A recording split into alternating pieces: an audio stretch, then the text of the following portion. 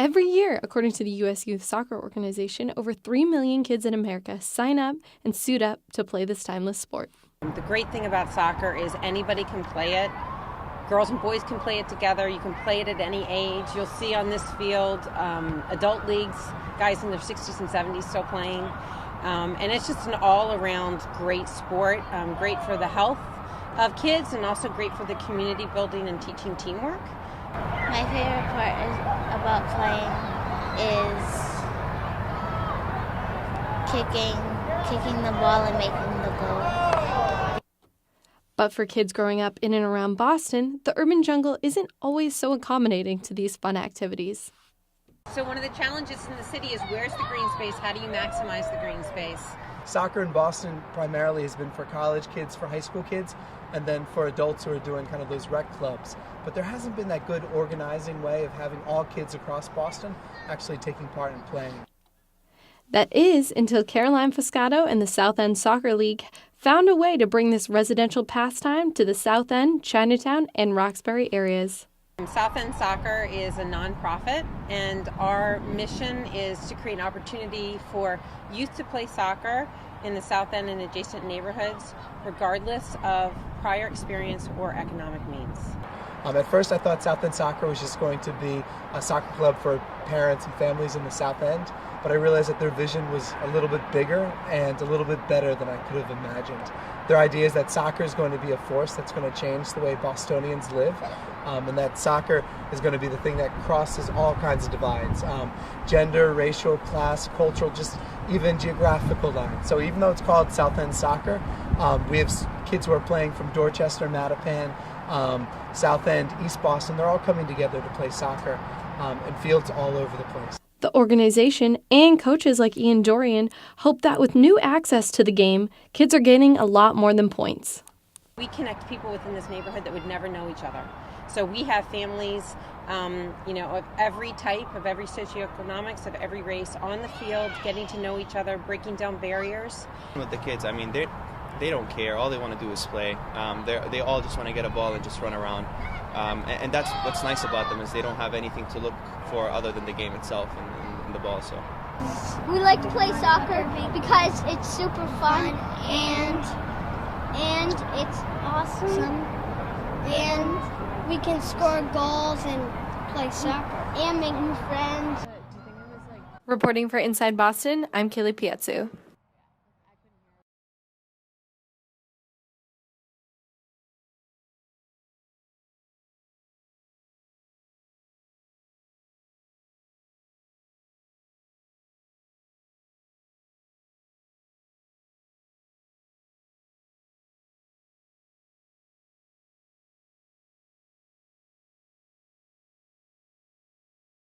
"400 million Americans have trouble sleeping at night.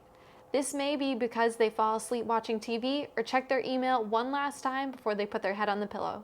Studies suggest using electronics before bed can make it hard for your brain to shut off so you can get some shut-eye. This is just one of the effects we see on our brains because of our increasing dependency on technology. Claire Tran investigates how unplugging can help your brain unwind." 9 hours. On average, that's how much time we spend staring at a screen every day. Our computers, smartphones, tablets, and TVs have become an integral part of our lives. But is this safe for our brains? I think we're in the middle of an experiment. There has been an explosion of scientific studies in the last few decades about the effects of technology on our brains. Some of the results were promising. For example, gamers may have stronger decision-making skills. Some findings are alarming. A study found that electronics before bed can keep us awake for hours at night. Sam Ling is the director for the Visual Neuroscience Lab at Boston University. Given the technology, given all the things that we are focusing on from moment to moment, we seem to be overcompensating with multitasking. Ling says a compulsion to multitask may not necessarily be a bad thing. Only long-term studies of the brain will be able to tell us the real effects. But it can inhibit our ability to focus clearly.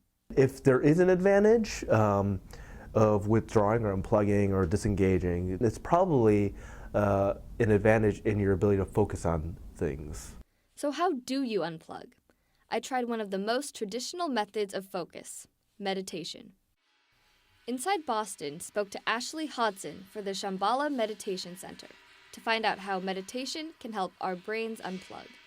I think oftentimes when we're on our phones or we're on the computer, we sort of lose touch with our body and our sense of ourselves. And so the benefits are to have kind of a closer sense of ourselves, what we need, who we are. Training yourself to put down the phone, sit quietly, and focus is quite challenging. But Hodson wants people to know that finding yourself doesn't have to be an odyssey. Just 5 minutes a day, 10 minutes a day can be really beneficial. You can start to feel what that feels like. So it can be quite simple. Those looking to have some me time can also try yoga or going for a walk, anything that gets you away from screens. One thing is for certain, technology is not going away. But by controlling our time between self-reflection and selfies, we can learn to live a balanced life. Reporting for Inside Boston, I'm Claire Tran. Turning off electronics can help more than just your brain. Staring at a screen all day can be hard on your eyes and bad for your posture as well. So put away those electronics and get outside for some exercise.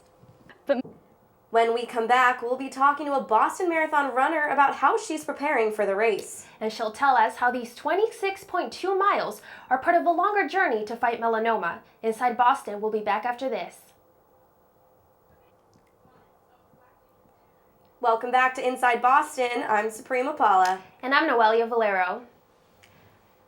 Boston Marathon runners sure need a lot of dedication, but Carly Lindgren is dedicated to more than a successful run.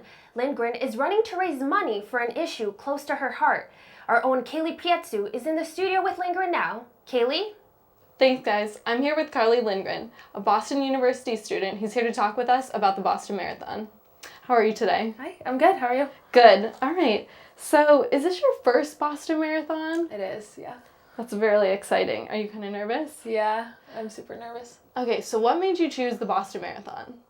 I mean, the Boston Marathon's just kind of iconic in the world of running, so that was certainly a factor, but I think being here as a BU student and watching the marathon and being a part of it in that way made me really want to run it myself. Okay. How long have you been training for this race, and how difficult has it been? You know, Boston's seen the worst winter, and you're also a student, so you have all that workload. What is that like?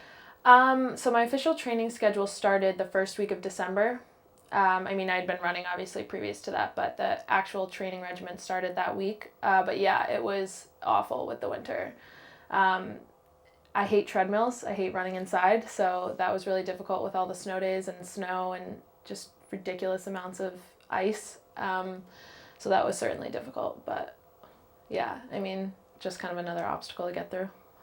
Yeah, so you're training with Bill Rogers. What is that like? Because he's Boston Marathon royalty. Yeah, he's incredible. So he's involved with the Melanoma Foundation of New England as well, and he just has so much amazing insight into not only running, but kind of like life in general. He makes everyone feel really good about themselves, but he also has so many inside tricks. I mean, he's 1'4", so he has so many inside tricks that really help all of us out. Is there any one trick that you kind of remember? I don't know. I don't know if I can pinpoint one. I think maybe he always kind of gave us an emphasis of like not losing a lot of your energy in the first 10 to 12 miles. I mean, the start is downhill. The first 4 miles, you go from a dramatic decline. So he is always kind of on us about making sure that you're not going too fast downhill. So that's actually been pretty helpful, but he's got everything. Yeah, you got to be careful for those last 6 miles. Yeah, exactly. Will get you. Okay, so now you're involved in the Melanoma Foundation of New England. Yeah. So how did you get involved with that cause? It was actually one of my dad's doctors that suggested it. The Melanoma Foundation of New England is obviously a part of the BAA, so I kind of found out that they were doing the Boston Marathon through their website, but yeah, one of my dad's doctors, my dad had melanoma, my grandmother, both me and my sister had it removed from my back and her leg.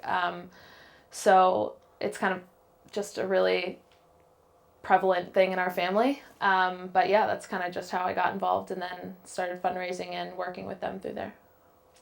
Okay, so when you want to run with the foundation, you have to fundraise money. What Yeah, was that like? yeah. And how much money did you have to raise? Right now I'm at about 9,000. Wow. Yeah, which is incredible. It's hopefully not over tomorrow night. I have an event with one of my friends at Lansdowne near Fenway, which I'm really excited for. But yeah, fundraising, to be honest, it wasn't that hard. I mean, people are so generous and so giving, and like if you spread your story and tell them why you want to raise money and just show them what the foundation you're working for is doing with the money, people are really, really willing to give you money and really help you out. It's been incredible. That's exciting. Yeah. And it's good, a cause so close to your heart. Oh my God, yeah. Okay, so now you were a student here when the bombings happened. Yeah. What was that experience like? I was really close to the finish line, actually. So that was pretty traumatic. Two of my friends were actually about a block away. I mean, the whole experience for anyone that was in Boston was pretty life-changing, I think. But kind of being in the city, not only for the bombing, but that entire crazy week of, capturing the guys that did it, and then kind of seeing the rebuilding of Boston in general and the Boston Marathon was pretty incredible. I mean, to be part of not only seeing it the year before the bombing, the year of the bombing, and the year after has been a really cool transition. So what is it like now to run in it? 2 years later, he's been sentenced. This is such like a moving thing. So Yeah. What is that like? I mean, I'm just humbled to be a part of it. The people that I'm running with, the people that are running it are amazing. It's chilling, exciting, a lot of nerves. All right. Well, thanks for being here, and we wish you luck on this race. Thank you so much. Back to you guys. Lindgren is one of many individuals running the Boston Marathon for a good cause. This Patriots Day, we wish all the runners luck.